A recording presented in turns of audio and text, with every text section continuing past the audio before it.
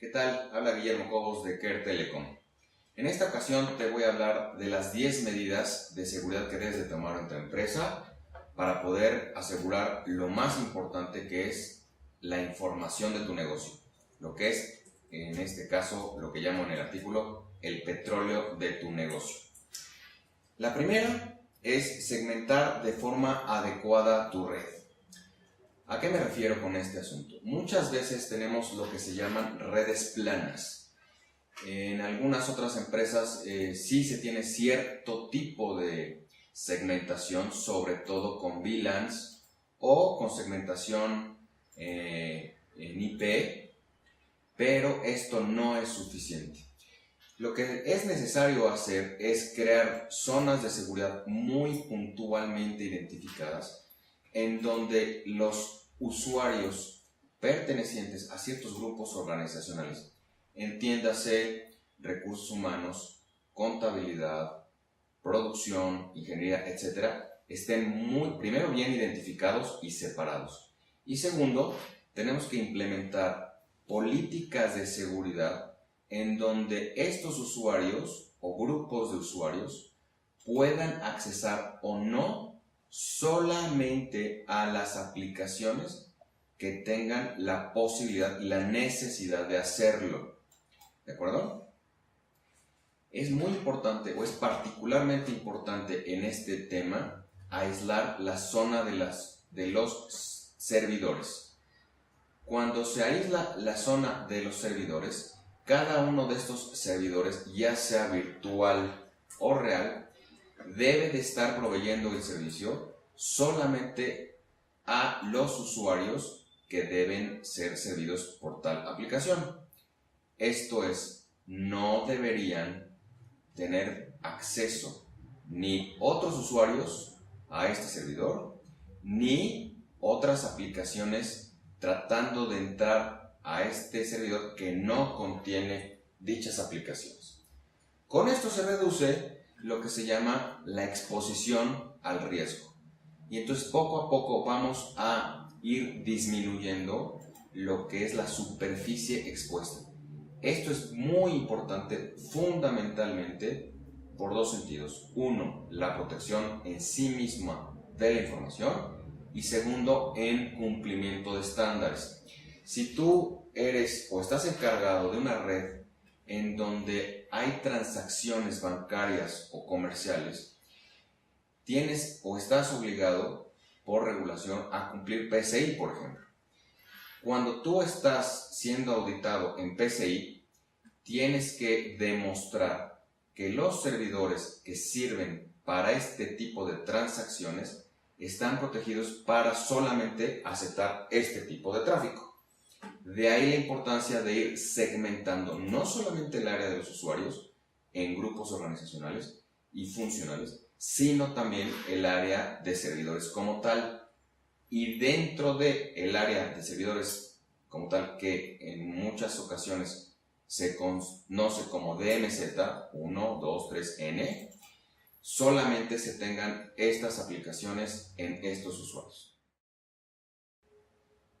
La segunda medida se trata de habilitar de forma segura el uso de aplicaciones.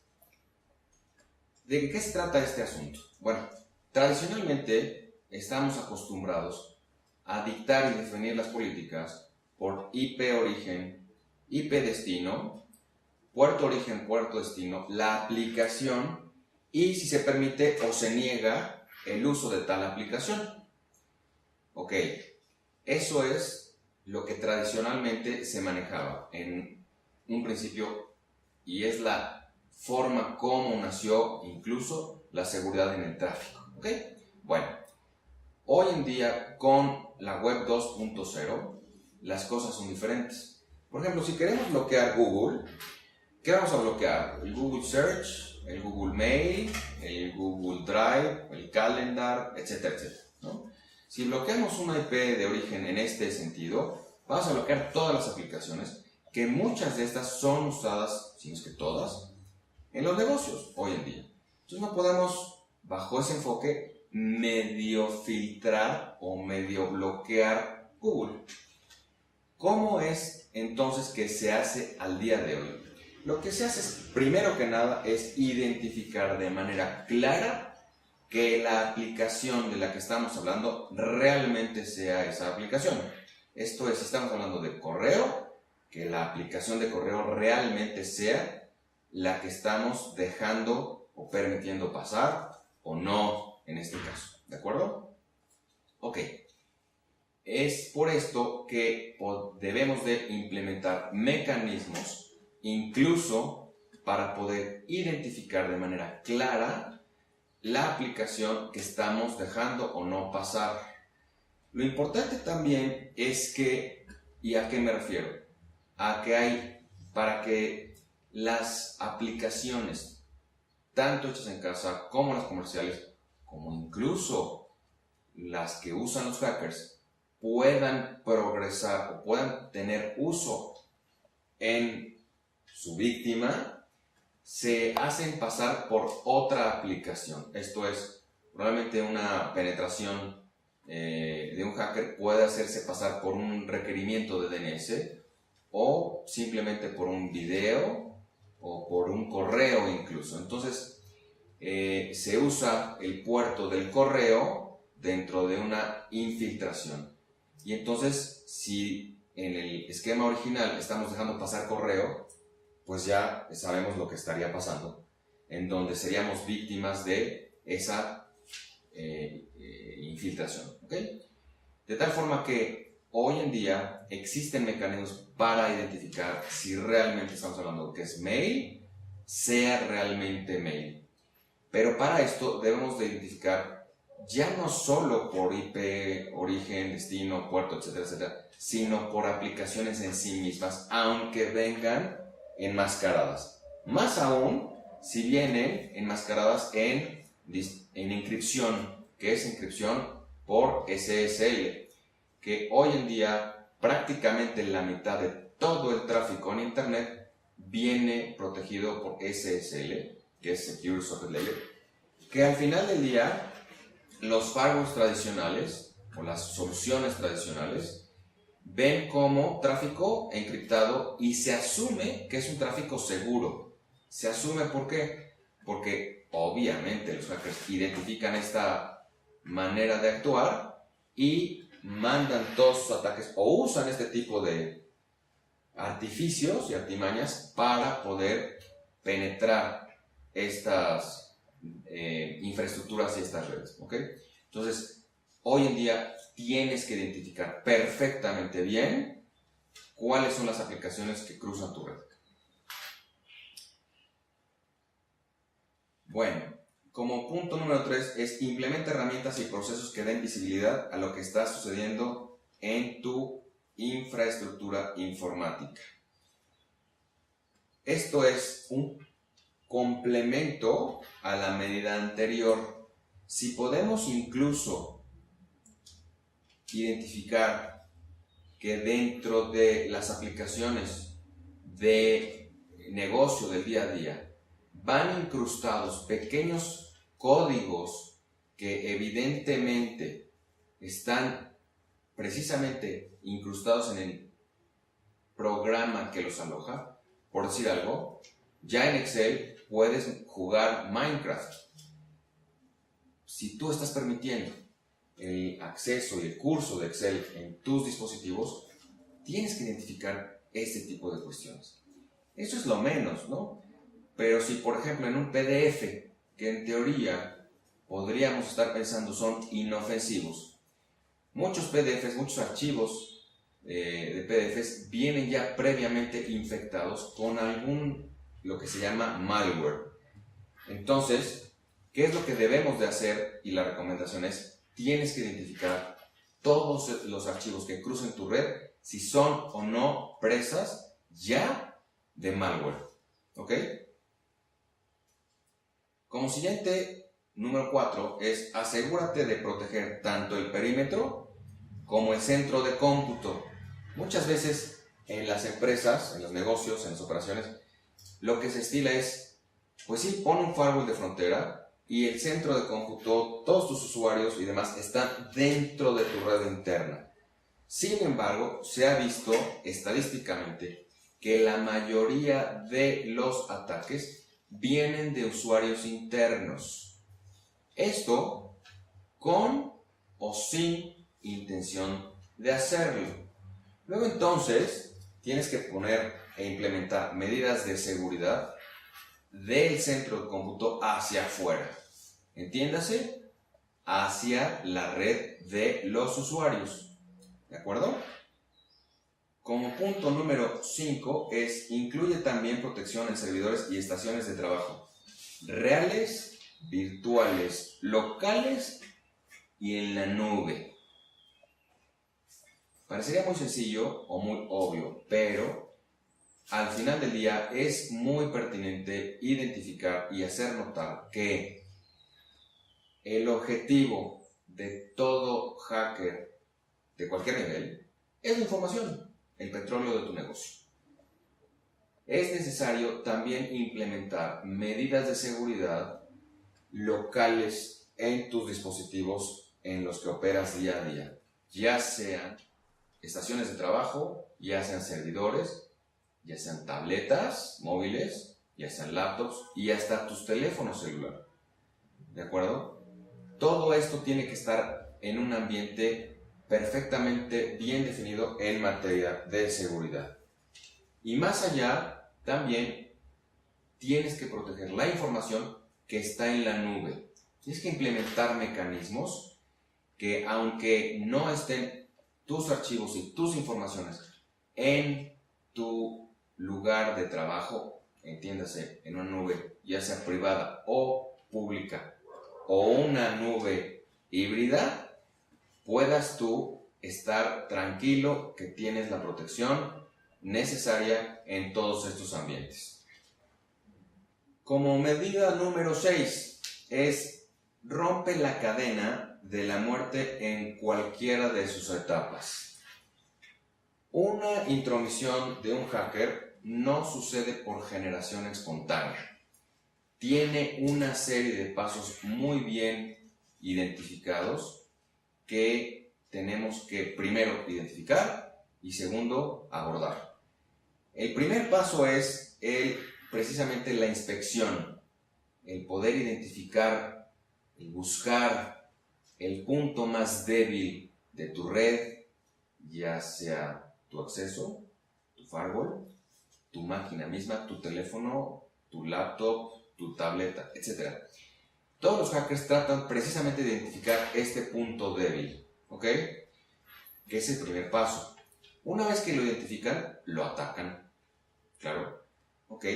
Y la forma de atacarlo es de muchísimas formas. Pueden tratar de hacer un desbordamiento de memoria, que es muy usual.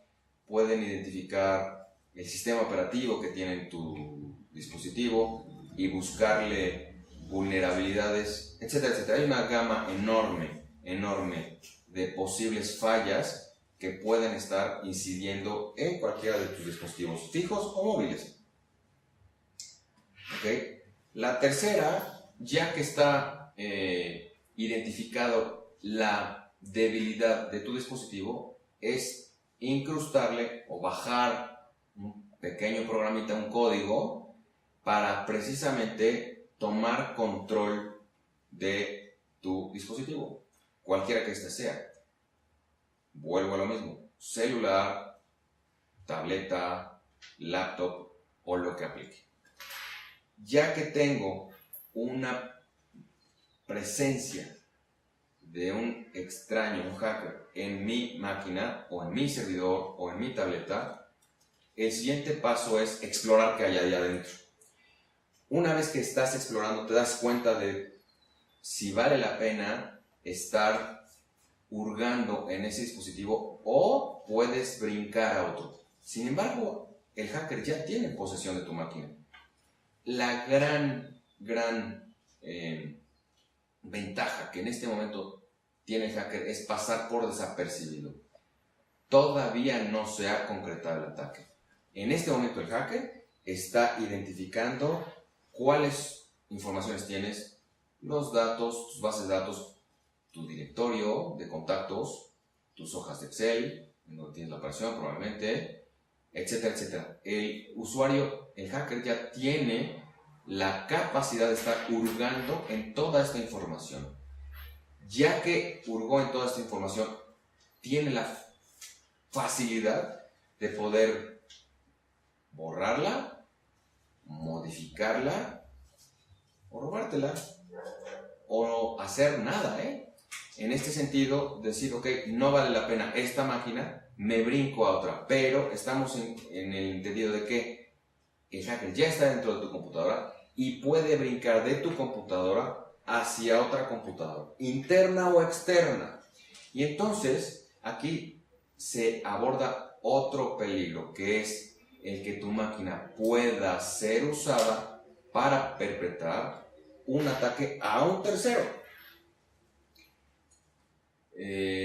Esto puede ser que tu máquina sea usada como un mail relay, en donde pueda mandar desde tu máquina correos spam a otras máquinas que ya están ahí adentro en tu misma red, o a otras máquinas que están fuera de tu red en el mismo país o en otro país, de tal forma que el hacker puede estar haciendo desde tu máquina formar parte de un ataque de negación de servicio orquestado a nivel mundial. Entonces, no solamente los hackers utilizan tu máquina para extraerte información, robártela, sino para atacar a un tercero. Porque sería muy ingenuo de su parte que el hacker atacara directamente desde su máquina a la máquina víctima. ¿Ok? Sería realmente muy ingenuo, por decir lo menos. El tema aquí es también legal. ¿Por qué? Porque si la víctima tiene los recursos necesarios y las herramientas indicadas para identificar que el que está haciendo una penetración, un hackeo de su máquina es tu máquina, puede tener implicaciones legales. Y entonces ahí es en donde, una vez más, el proceso toma otra dimensión.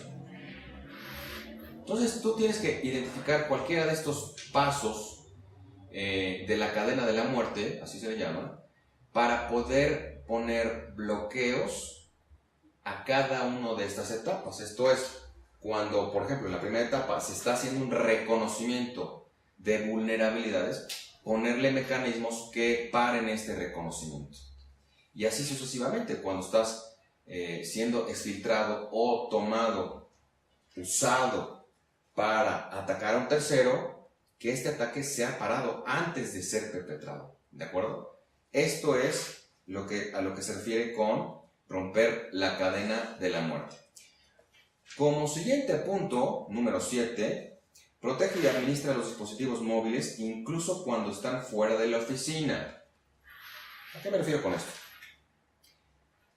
Al día de hoy, con la tendencia, una realidad del Bring Your Own Device, es que todos los empleados, uno mismo, puede estar trayendo su tableta al trabajo para precisamente desempeñar labores de trabajo con dispositivos personales.